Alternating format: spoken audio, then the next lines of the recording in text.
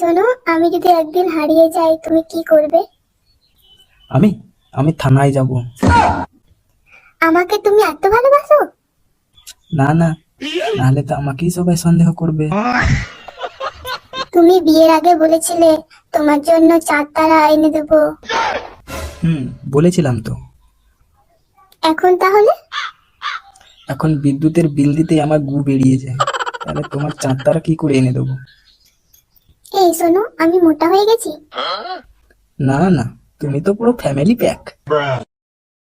ওইসব বাদ দাও, আজকে রান্না কেমন হয়েছে বলো। অসাধারণ।